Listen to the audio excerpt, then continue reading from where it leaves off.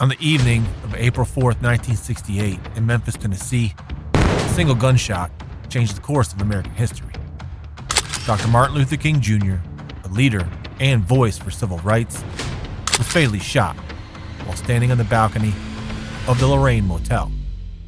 6 days later, James Earl Ray, a small-time criminal with a troubled past, became the most wanted man in the country. But who was James Earl Ray? How did he manage to escape from maximum security prisons not once, but twice? And was he truly acting alone in the assassination of one of the world's most influential leaders? James Earl Ray's life was both complicated and controversial. From a troubled childhood to becoming one of the most infamous names in American history, his story is one of poverty, crime, and mystery. Ray was born on March 10, 1928, in Alton, Illinois, into a large, struggling family. Life was tough for the Rays. They were poor, constantly moving, and always trying to make ends meet. In 1930, the family left Alton and moved to Bowling Green, Missouri. But trouble seemed to follow them wherever they went. 5 years later, after writing a bad check, they fled again, this time to a farm near Ewing, Missouri. To avoid the law, they even changed their last name to Raines. From a young age, James grew up surrounded by hardship and instability. This unstable start in life laid the foundation for choices he would make later, choices that would lead him down a dark and infamous path. James Earl Ray's early life was shaped by poverty, instability, and trouble. Growing up in a working-class family during the Great Depression, Ray was the oldest of 9 children in a chaotic household. His father, George, was an occasional criminal who struggled to stay out of trouble, while his mother, Lucille, tried her best to provide some sense of stability. Life was hard, and Ray's future seemed uncertain from the start.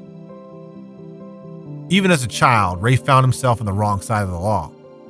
He was accused of theft in 6th grade, and by age 12, he had dropped out of school entirely.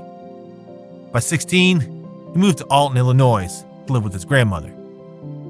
He worked in the dye room of the International Shoe Tannery in nearby East Hartford, Illinois. However, the job didn't last long, and after being laid off in 1945, Ray enlisted in the Army, hoping for a fresh start.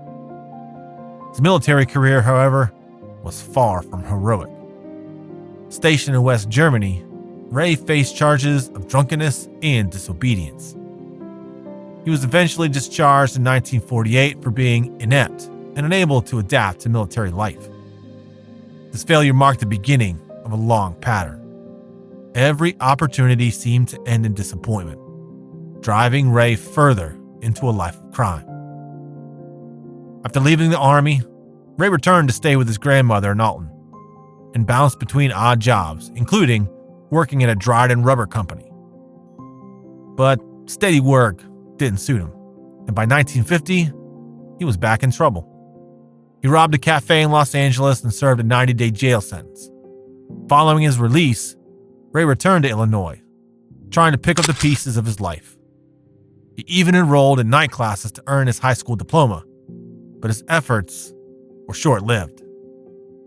In 1952, Ray's criminal behavior escalated. He robbed a cab driver, stealing a mere $11.90, and was sentenced to time in the state penitentiary at Juliet, and later at the state prison farm in Pontiac, until his release on March 12, 1954. Over the next decade, his life followed a familiar pattern. Short-lived attempts at work, arrests, and more prison time. In 1955, he and his accomplice broke into a post office in Missouri, stealing 66 money orders and a validating stamp. Though they fled to Miami, their escape didn't last long. Arrested on their way back to Missouri, Ray was sentenced to 45 months at Leavenworth Federal Penitentiary. By the time Ray was paroled in 1959, his reputation as a career criminal was solidified. Even his parole officer wrote him off, noting, "He seems unable or unwilling to think about the future. He says he can do his time better if he doesn't think. Society had little hope for Ray. After being released from prison, James Earl Ray quickly slipped back into a life of crime. He began robbing grocery stores in Missouri and Illinois. But in 1960, he was caught stealing $120. This time, his punishment was harsh. 20 years at the Missouri State Penitentiary, a maximum security prison known for its dangerous inmates. Ray's life seemed stuck in a cycle of failure. Petty crimes, arrests, and prison time defined him. He was desperate, but his story was far from over. James Earl Ray was about to make his mark on history in a way no one could have imagined. In prison, Ray was a quiet inmate, with only one failed escape attempt in 1961 to his name. That failure landed him in solitary confinement. But it didn't stop him. For years, he studied and waited for his next chance. In 1966, he even requested psychological counseling at the state hospital in Fulton, hoping to silence the voices in his head. However, this backfired when doctors diagnosed him as a paranoid obsessive-compulsive neurotic. One psychologist wrote, "It is doubtful he should ever be considered for parole." Determined to break free, Ray eventually landed a job in the Jefferson City prison bakery. The bakery supplied bread to outlying farms and dorms, and every day, trucks loaded with bread left the prison gates. Ray saw his opportunity. He recruited a fellow inmate to help and came up with a daring plan. On April 23, 1967, Ray hid inside a large 4x4 bread box. He covered himself with a false bottom, and his accomplice piled loaves of bread on top. Guards gave the truck a quick check, but they missed Ray. As the truck drove away from the prison, Ray slipped out and disappeared. He was finally free. For the next 11 months, Ray was on the run.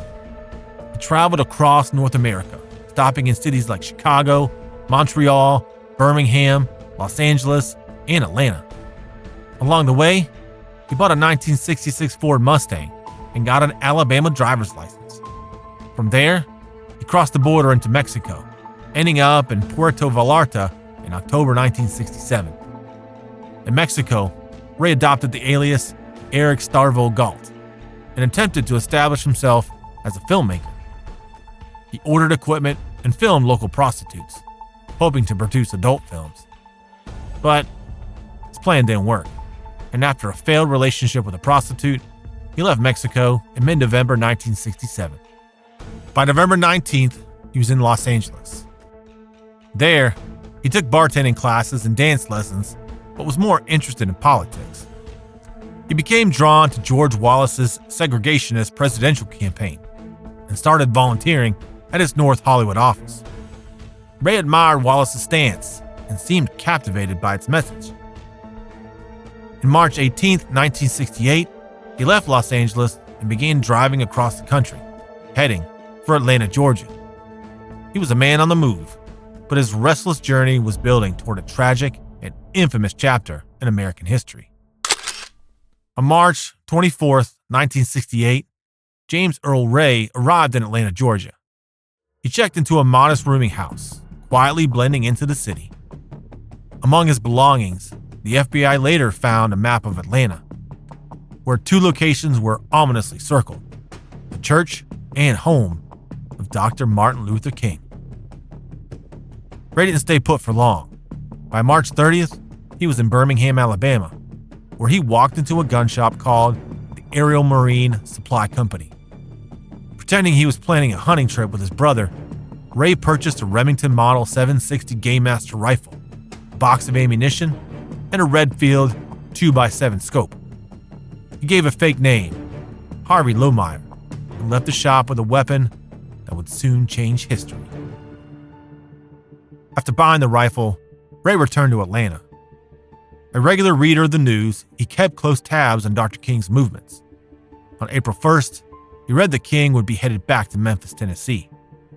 Ray packed his bag, loaded up his white Ford Mustang, and drove to Memphis. On April 4th, 1968, Ray checked into a boarding house under the alias John Willard. The house was located near the Lorraine Motel, where Dr. King was staying. That evening, as King stood on the balcony of his motel room, a single shot rang out. King fell, mortally wounded. Witnesses saw a man fleeing from the boarding house shortly after the shot was fired. The man was carrying a large bundle, which he dropped on the sidewalk during his escape. Inside the bundle, investigators found critical evidence: binoculars, a newspaper featuring an article about King's stay at the Lorraine Motel, and a .30-06 Remington rifle. The rifle had been used to fire the fatal shot. Fingerprints on the items led investigators to James Earl Ray, an escaped convict with a long history of crime. Ray, meanwhile, was already on the run. He drove 11 hours back to Atlanta to collect his belongings before heading north to Canada. In Toronto, he managed to live under the radar for over a month, securing a Canadian passport using the alias Ramon George Sneed. By late May, he was on a flight to London. From there, he briefly traveled to Lisbon, Portugal, before returning to the UK. Ray's movements grew increasingly desperate. On June 4, 1968, he contacted a journalist from the Daily Telegraph, claiming he wanted to work as a mercenary in Africa. His attempts to gain connections failed. 2 days later, he tried to leave the UK for Brussels using his fake Canadian passport. But Ray's luck had run out. At Heathrow Airport, a sharp-eyed ticket agent recognized the name on his passport as being on a Canadian watch list. When authorities searched his belongings, they found another passport under a different name. On June 8, 1968, James Earl Ray was arrested. Ray was swiftly expelled to Tennessee, where he faced charges for the murder of Dr. Martin Luther King Jr. On March 10, 1969, his 41st birthday, Ray confessed to the crime. He pleaded guilty and was sentenced to 99 years in prison. 3 days after confessing to the assassination of Dr. Martin Luther King Jr., James Earl Ray shocked everyone by taking it back. He claimed he only pleaded guilty because his lawyer, Percy Foreman, told him it was the only way to avoid the electric chair. But after firing Foreman, whom he mockingly nicknamed Percy Four-Flusher, Ray started spinning a different story, one full of mystery and intrigue. Ray insisted he didn't actually pull the trigger. Instead, he blamed a mysterious man named Raoul, a blonde Cuban he claimed to have met in Montreal in 1967. According to Ray, Raoul was someone involved in the killing. He asserted that he did not personally shoot Dr. King, but may have been partially responsible without knowing it, hinting at a conspiracy. He hinted at a larger conspiracy, sharing this story with journalist William Bradford Huey. But Huey's investigations uncovered inconsistencies. For instance, Ray admitted to leaving the rifle with his fingerprints at the scene intentionally. He wanted to be remembered as a famous criminal. Ray also believed he was clever enough to avoid being caught. He thought that once George Wallace, the segregationist governor of Alabama, became president, he'd receive a pardon and be freed after just a short stint in prison. Despite his claims, Ray remained behind bars, serving a 99-year sentence. In December 1973, he even filed a $500,000 lawsuit against Tennessee, alleging that Foreman mishandled his case by pressuring him to plead guilty. Foreman denied Ray's allegations, saying that he spent approximately 20 hours over 4.5 days cross-examining Ray. At no time did he ever implicate anything or anybody other than himself. Ray's repeated attempts to withdraw his guilty plea and get a jury trial were unsuccessful. Ray's reputation for being an escape artist earned him the nickname The Mole. On June 10, 1977, he lived up to it. While serving time at Brushy Mountain State Penitentiary in Tennessee, Ray and 6 other roommates pulled off a daring prison break. They used a makeshift ladder to climb over the prison wall and disappeared into the surrounding woods. The escape sparked a massive nationwide manhunt. For 3 tense days, Ray managed to stay on the run, but freedom didn't last long. Authorities caught up with him just a few miles from the prison, and his sentence was extended by another year, making it an even 100. After his escape, Ray hired attorney Jack Kershaw, who fiercely argued that Ray was not the one who killed King. According to Kershaw, the assassination was the work of a mysterious man named Raul, described as a blonde Cuban who supposedly masterminded the plot. Kershaw convinced the United States House Select Committee on Assassinations to conduct ballistics tests, hoping to clear Ray's name. However, the results were inconclusive, leaving more questions than answers. Kershaw also pointed to Ray's dramatic prison escape as proof of a larger conspiracy. He claimed that Ray must have had outside help to break free from a maximum security facility. To further Ray's case, Kershaw persuaded him to take a polygraph test during an interview with Playboy.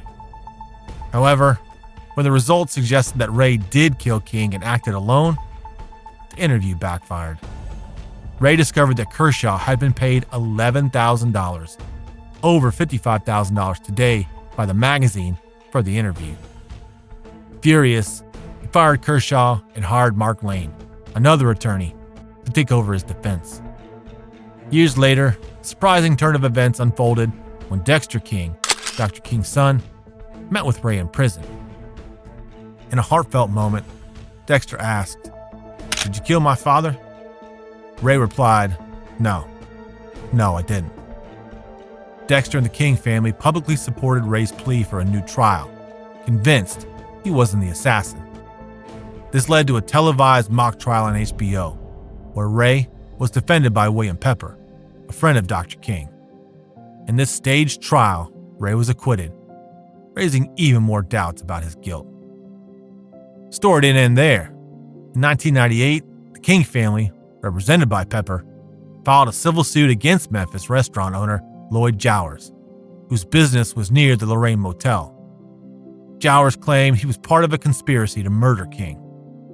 The jury found Jowers and other parties, including government agencies, liable for conspiring to kill Dr. King.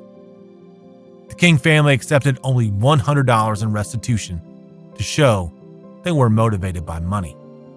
They maintained that James Earl Ray was innocent and had been set up to take the blame. Coretta Scott King, Dr. King's widow, spoke powerfully about the verdict. The jury was clearly convinced by the extensive evidence that was presented during the trial that, in addition to Mr. Jowers, the conspiracy of the mafia, local, state, and federal government agencies were deeply involved in the assassination of my husband. The jury also affirmed overwhelming evidence that identified someone else, not James Earl Ray, as the shooter, and that Mr. Ray was set up to take the blame. In response to the King family's calls for justice, U.S. Attorney General Janet Reno ordered a new investigation in 1998. However, in 2000, the Department of Justice concluded that there was no solid evidence of a conspiracy, leaving the case shrouded in doubt and debate. Ray spent the rest of his life behind bars, where his health deteriorated. On April 23, 1998, just weeks after the 30th anniversary of King's assassination, he died from complications related to kidney and liver failure caused by hepatitis C. Before his death, Ray expressed a final wish, not to be buried in the United States, as he felt betrayed by the government. His ashes were flown to Ireland, the homeland of his maternal ancestors. Even after Ray's death, the questions surrounding his role in King's assassination persisted. In 2008, Ray's brother co-authored a book titled Truth at Last: The Untold Story Behind James Earl Ray and the Assassination of Martin Luther King Jr., adding yet another chapter to the ongoing mystery. James Earl Ray's life was a strange mix of crime, conspiracy, and failed escapes. While some believe his claims of a larger plot, others see him as a man desperate to rewrite history in his favor. To this day, the assassination of Dr. King remains one of the most debated events in American history. Was James Earl Ray truly guilty, or was he a pawn in a much larger conspiracy? The truth may never be fully known, but the quest for answers continues to capture the imagination of people worldwide. If you enjoyed this video, please like, comment, and subscribe to Breakout Bank for more videos.